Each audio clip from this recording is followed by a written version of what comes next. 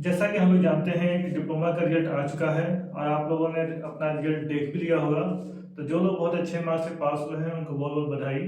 और जिन लोगों का रिजल्ट में थोड़ा सा इशू रह गया है और बहुत सारे सवाल उनके दिमाग में है, तो उनका जवाब हम देखेंगे कि उनका जवाब क्या है। जैसे कि कुछ बच्चों के रिजल्ट में 5 सब्जेक्ट में बैक दिखा रहा होगा, बैक का मतलब कि 5 सब्जेक्ट में फेल दिखा रहा होगा, या उनके में 4 बैक दिखा रहा होगा, 3 बैक दिखा रहा होगा, या किसी का रिजल्ट नहीं शो हो रहा होगा, या फिर 4 पेपर का नंबर तो दिखा रहा होगा, एक का नहीं दिखा रहा होगा। तो इन सब के बारे में हम लोग इस वीडियो में जानेंगे। सबसे पहले ये जानते हैं, हम लोग सीधे टॉपिक पे आते हैं, घुमाने की जरूरत नहीं है। तो सबसे पहले ये जानते हैं कि अगर किसी बच्चे का रिजल्ट इस प्रकार से आया है कि उसके पांचों में बैक है, यानी कि पांचों में फेल दिखा रहा है, ठीक है, 17 नंबर से कम है पांचों सब्जेक्ट में, तो उसके लिए क्या होगा। मान लीजिए क्या फर्स्ट सेमेस्टर में है, ठीक है, या फिर थर्ड सेमेस्टर में या फिफ्थ सेमेस्टर के स्टूडेंट है, तो उसके लिए समझ लेते हैं। मान लीजिए आप नॉर्मली हर जो सेमेस्टर उसमें 5 सब्जेक्ट होते हैं, जिस हम तो 5 सब्जेक्ट मान के चलते हैं। ये हो गया सब्जेक्ट सब्जेक्ट 1, जिसमें क्या हो गया बच्चा, फेल हो गया है, ठीक। सब्जेक्ट सेकेंड, इसमें भी क्या हो गया है, फेल हो गया है। सब्जेक्ट तीसरा, इसमें भी क्या रिजल्ट आया है, फेल हो गया है। और सब्जेक्ट चौथा, इसमें भी बच्चा क्या हो गया, फेल हो गया है। इसमें सब्जेक्ट पांचवा, इसमें भी बच्चा क्या हो गया, फेल हो गया है, ठीक है। जो लोग जिनका ऑल क्लियर है, सब में पास है, उनको बहुत बहुत बधाई, ठीक है। वो आगे और मेहनत से पढ़ाई करें, कोई दिक्कत वाली बात नहीं है, वो मार्क्स अच्छे लाने की कोशिश करें। हम लोग यहाँ ये बात करेंगे जिन बच्चों का रिजल्ट थोड़ा खराब हो गया है, वो उनको क्या करना है, इसके बारे में हम लोग अच्छे से समझेंगे। तो मान लीजिए ये रिजल्ट जो बच्चे का आया है, वो हम लोग मानते हैं कि फर्स्ट सेमेस्टर का, ठीक है, या फिर थर्ड सेमेस्टर का, या फिर फिफ्थ सेमेस्टर का, फिफ्थ सेमेस्टर का स्टूडेंट है, उसकी बात हम लोग कर रहे हैं। तो नॉर्मली फर्स्ट सेमेस्टर की बात करते हैं कि बच्चे फर्स्ट सेमेस्टर कुछ नहीं जानते हैं। अगर ऐसा रिजल्ट आया है और पांचों में बैक दिखा रहा है, यानी पांचों में फेल दिखा रहा है, यानी पांचों जो नंबर है 17 नंबर से सब में कम पाया हुआ है, तो इसका मतलब क्या है, इसका मतलब क्या ये है कि बच्चा फेल हो गया है, अब उसे फर्स्ट ईयर पढ़ने की जरूरत नहीं है। सभी लोग आपको यही बताएंगे कि बच्चा क्या हो गया, फेल हो गया है, अब उसे कॉलेज आने की कोई जरूरत नहीं है, सेकेंड सेमेस्टर की पढ़ाई करने की कोई जरूरत नहीं है, यही बताएगा। लेकिन ऐसा नहीं है, ध्यान सुनिए, इसमें पॉसिबिलिटी और भी कुछ है। वो क्या क्या है, अगर स्टेटस ये दिखा रहा है पांचों सब्जेक्ट में फेल है, तो अब देखने की बात ये है कि बच्चा कितना नंबर पाया है। किसी सब्जेक्ट में 2 नंबर पाया है, 5 नंबर पाया है, किसी में 16 नंबर पाया है, किसी में 15 नंबर पाया है, या फिर किसी में 10 नंबर पाया है, ठीक है। तो बच्चे ऐसा नंबर उसका स्टेटस हो सकता है कि 50 में से कितना नंबर पाया है तो फेल है, 17 से कम है तो फेल है, यानी सब में फेल है। लेकिन ध्यान किसमें देना है, जिसमें जो है नियरेस्ट 70 नंबर के आसपास जो नंबर पाया है, जैसे कि ये 2 सब्जेक्ट हैं, इसमें बच्चा क्या कर सकता है, स्क्रूटनी का फॉर्म डाल सकता है, या फिर रीचेक का फॉर्म डाल सकता है, रीइवैल्यूएशन का फॉर्म डाल सकता है। तो देखा ये क्या है कि स्क्रूटनी और रीचेक का फॉर्म डालने से मैक्सिमम टाइम ये होता है कि 1-2 पेपर बच्चे का क्लियर हो जाता है, मैक्सिमम ये देखा गया है, ठीक है। जैसे कि 1 नंबर कम है, इसमें 2 नंबर 3 नंबर कम है, तो मैक्सिमम टाइम देखा गया है जब रिजल्ट आता है तो बच्चा पांचों में से 1 या 2 सब्जेक्ट में क्लियर होता है। अगर बच्चा एक सब्जेक्ट में भी क्लियर हो जाता है तो क्या हो जाएगा, सेकेंड सेमेस्टर का, नेक्स्ट सेमेस्टर का पेपर देने के लिए एलिजिबल हो जाएगा वो, ठीक है। तो अब बाकी जो बैक रह जाएंगे, उसका बैक जो है नेक्स्ट सेमेस्टर के एग्जाम में, जैसे कि फर्स्ट में बैक है तो थर्ड में उसका पेपर दे देगा, थर्ड में तो फिफ्थ में दे देगा, ठीक है। तो क्या हमने बताया, हमने बताया अगर उसका नंबर कुछ इस प्रकार से है कि 16 17 17 से थोड़ा सा कम 2-4 नंबर, तो उस सब्जेक्ट में क्या कर दे, वो स्कूटी डाल दे, या तो फिर सब में वो स्कूटी डाल दे, कोई दिक्कत नहीं है, बस पैसे ही लगने हैं। उसमें से 1-2 सब्जेक्ट अगर क्लियर हो जाते हैं तो क्या हो जाएगा, एलिजिबल हो जाएगा सेकेंड सेमेस्टर का पेपर देने के लिए, ठीक है। मान लीजिए कि एक बार और ध्यान दीजिए, जो स्कूटनी या रीचेक का फॉर्म डालते हैं आप, उसका जो रिजल्ट आता है वो 1 महीने में आ जाना चाहिए, लेकिन अक्सर ऐसा होता नहीं, किसी न किसी वजह से डिले हो जाता है, तो घबराने की बिल्कुल जरूरत नहीं है। जब तक स्कूटनी या फिर रीचेक आप डालते हो उसका रिजल्ट नहीं आ जाता, तब तक अपने आप को फेल नहीं मानना है, ठीक है। कोई कितना भी कहे, कोई फैकल्टी भी कहे तुम फेल हो गए हो, कोई बच्चा सीनियर कोई भी कहे तुम फेल हो गए, तो आपको फेल नहीं मानना है। कब तक नहीं मानना है, जब तक ये स्कूटनी या रीचेक हमने डाला हुआ है उसका रिजल्ट नहीं आता। उसका रिजल्ट कब आता है, नॉर्मली उसका उसका रिजल्ट जब सेकेंड सेमेस्टर का जो सेमेस्टर चल रहा है आपका, इसका जो एडमिट कार्ड आने वाला होता है उससे 2 सप्ताह पहले तक रिजल्ट इसका आ जाता है। ठीक है, तो आपको करना क्या है, अगर ऐसी स्थिति है तो आपको करना ये है कि अपने आप को फेल नहीं मानना है। ठीक, और अगले सेमेस्टर की मतलब जिस सेमेस्टर में ये पढ़ रहे हैं उस सेमेस्टर में पढ़ते रहना है। ठीक है, उसको अच्छे से पढ़ाई उसको करती रहनी है, ऐसा उसको छोड़ नहीं देना है। रिजल्ट आएगा तब पढ़ेंगे तो फेल ही हो जाओगे, तो पढ़ोगे कितना टाइम बचेगा ये। तो सेकंड सेमेस्टर की पढ़ाई एकदम अच्छे से करते रहना है जब तक कि इसका रिजल्ट नहीं रहता। इसका रिजल्ट आ जाएगा, मैक्सिमम टाइम ये होता है कि बच्चा जो है पास हो जाता है, 1-2 सब्जेक्ट क्लियर हो जाता है। जब क्लियर हो जाएगा तब सेकंड सेमेस्टर का पेपर दे पाएंगे। ठीक है, सेकंड सेमेस्टर का पेपर आप दे पाएंगे, तो उसकी तैयारी करिए। इसमें कुछ खराब हो गया, कोई फेल हो गया, इसमें अब ध्यान देने की जरूरत नहीं है, अब नेक्स्ट सेमेस्टर पे ध्यान देंगे। अगर रिजल्ट आने के बावजूद इसमें मान लीजिए रिजल्ट आया और आपका जो है ये 17 नंबर हो गया और ये 17 नंबर हो गया, तो आप पास हो गए और सेकंड सेमेस्टर का पेपर आप देंगे और उसकी अच्छी तैयारी किए।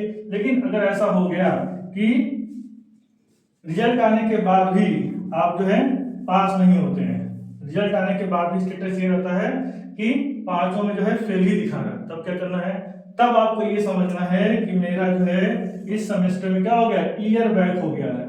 ईयर बैक हो गया, ईयर बैक का क्या मतलब होता है, ईयर बैक का मतलब शॉर्ट में बोलते हैं वाईबी। ईयर बैक हो जाने का मतलब ये है कि आप इस सेमेस्टर में फेल हो गए हैं, सेमेस्टर में फेल हो गए, जिंदगी में नहीं फेल हो गए हैं, केवल परीक्षा में फेल हो गए हैं, फिर से पास हो जाएंगे। ठीक है, ऐसा नहीं कि जिंदगी खत्म हो गई, ऐसा कुछ नहीं होता है।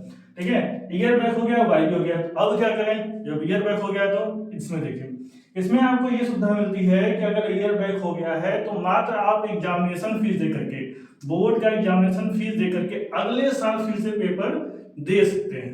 ठीक है, एग्जामिनेशन फीस बहुत ज्यादा नहीं है, 420 रुपया या कुछ और एग्जामिनेशन फीस लगता है, बहुत ही कम फीस लगता है। उसको दे करके क्या कर सकते हैं आप, अगले साल फिर से परीक्षा दे सकते हैं। ठीक है, या फिर कॉलेज आपको ये भी सुविधा देता है, मैक्सिमम जो है प्राइवेट कॉलेज ये सुविधा देते हैं आपको। अगर प्राइवेट कॉलेज में आप पढ़ते हैं तो वहां पे क्या होता है, री एडमिशन कराया जाता है बच्चों को फिर से शुरू से। ठीक है, एकदम फ्रेश बच्चे के साथ जो है पढ़ाया जाता है आपको। तो या तो फिर री एडमिशन ले सकते हैं या फिर एक साल रुक करके जब फिर से फर्स्ट सेमेस्टर का पेपर होगा तब आप जो है वहां पे दे सकते हैं। ठीक है, घबराने की बिल्कुल जरूरत नहीं है जिनका 5 सब्जेक्ट में बैक है।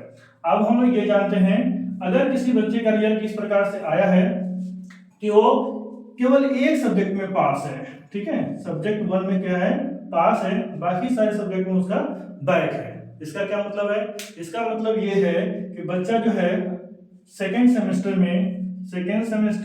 या फिर 4th सेमेस्टर या फिर 6th सेमेस्टर में जाने के लिए क्या है, एलिजिबल है, वो जो है इसमें आ सकता है।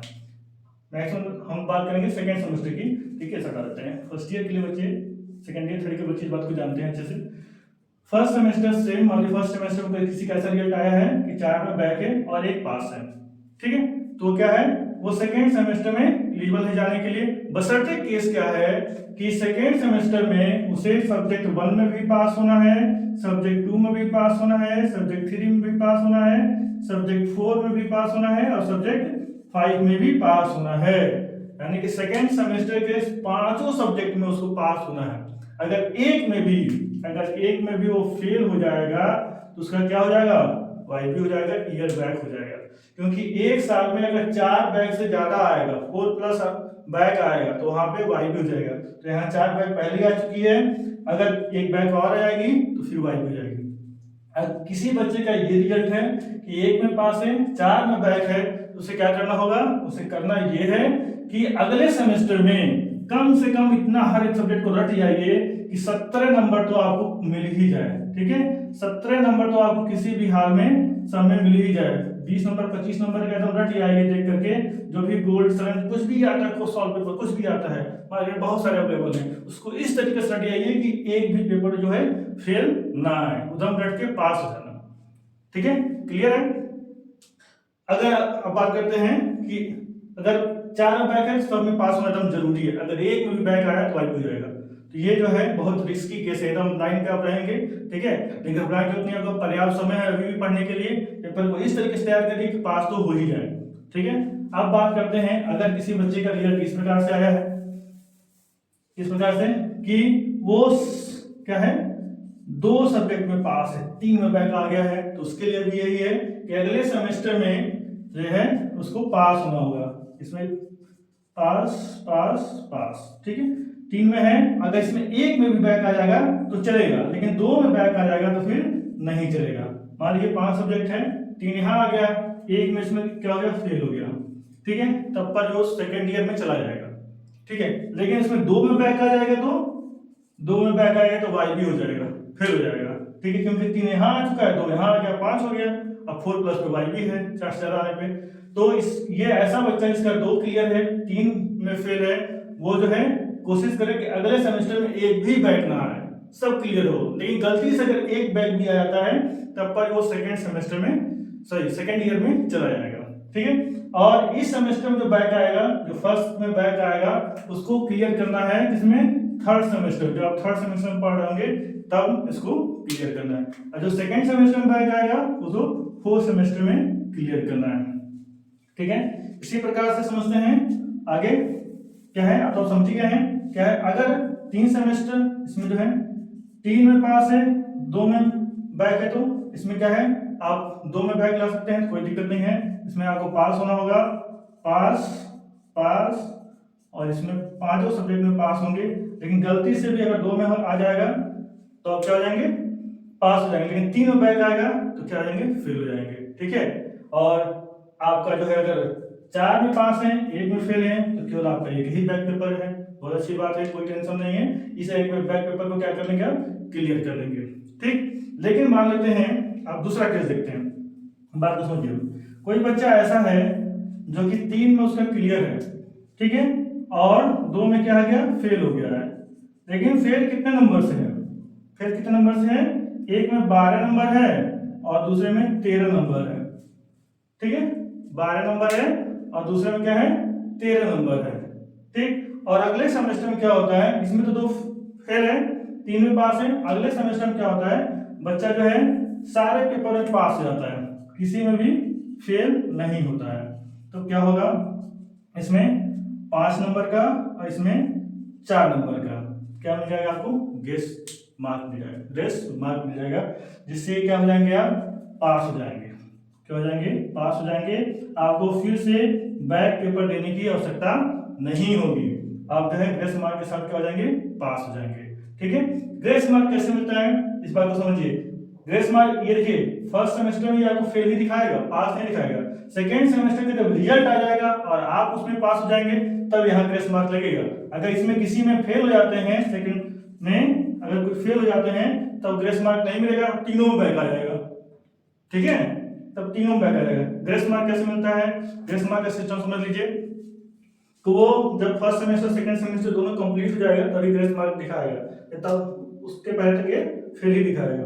ग्रेस मार्क क्या मिलता है, अगर सब्जेक्ट एक सब्जेक्ट में, सब्जेक्ट 1 मान लेते हैं ये है, और ये सब्जेक्ट 2, एक सब्जेक्ट में मैक्सिमम आपको मिल सकता है ग्रेस मार्क तो 5 नंबर का, कितना मिल सकता है, 5 नंबर का, ठीक है, ध्यान समझिए।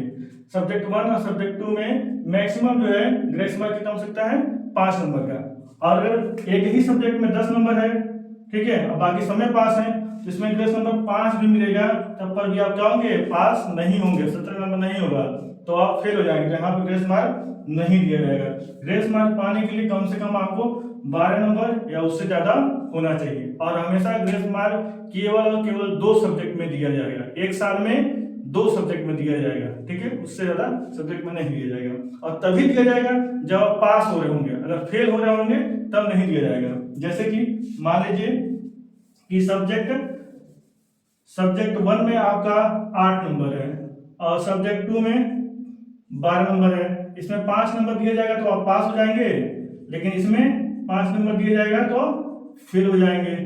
तो आपको ऐसा नहीं है कि सब्जेक्ट 2 में 5 नंबर दे करके पास कर दिया जाए और सब्जेक्ट 1 को जो है बैक रहने दिया जाए, ऐसा नहीं किया जाएगा। ग्रेस मार्क देने पे यदि दोनों सब्जेक्ट में पास होते हैं तो ग्रेस मार्क दिया जाएगा, अगर ग्रेस मार्क देने के बावजूद भी किसी में बैक रह जा रहा है तो आप दोनों में ही फेल रहेंगे, आपको ग्रेस मार्क नहीं दिया जाएगा। मेरी बात समझ में आ रही है, ठीक है। अगर ग्रेस मार्क देने पे आप पास होते हैं तो ही ग्रेस मार्क दिया जाएगा, ग्रेस मार्क देने के बावजूद भी किसी सब्जेक्ट में बैक रहता है तो आपको नहीं दिया जाएगा, आप उसको भी बैक में दीजिए, ठीक है, क्लियर रहिएगा। आई थिंक मैं सारी चीजें बता दी गई हैं, ठीक है। इसके अलावा जिनका 5 में क्लियर है बहुत अच्छी बात है, ठीक है। अब अच्छा से पढ़ाई करिए, ठीक है। अब कुछ बच्चों का रिजल्ट नहीं शो कर रहा होगा, जैसे कि मान लीजिए कि कुछ बच्चे का रिजल्ट इस प्रकार से आया है कि सब में पास है और एक में रिजल्ट नहीं शो कर रहा है। कभी कभी ऐसा होता है कि कुछ सब्जेक्ट की, कुछ कॉलेज की कुछ कॉपियां जो है कि मार्क्स नहीं चढ़े होते हैं, वो 2-3 दिन में अपडेट होकर के फिर से चढ़ जाएंगे। लेकिन इसकी जानकारी आप अपने हेड ऑफ डिपार्टमेंट और अपने कॉलेज के कार्यालय जो रजिस्ट्रार ऑफिस है उसको जरूर सूचित करें कि मेरे रिजल्ट में एक सब्जेक्ट 2 सब्जेक्ट का मार्क्स नहीं दिखा रहा है, ठीक है। इस बात की जानकारी कॉलेज में जरूर दें। तो आई थिंक सारी चीजें हो गई हैं, कुछ भी बाकी नहीं रह गया। इसके अलावा अगर आपके दिमाग में कोई भी सवाल उठ रहा है, ठीक है, आपके रिजल्ट में कोई प्रॉब्लम है, तो वीडियो नीचे कमेंट करिए, उसका जवाब हम देने की कोशिश करेंगे, ठीक है। Okay, thank you.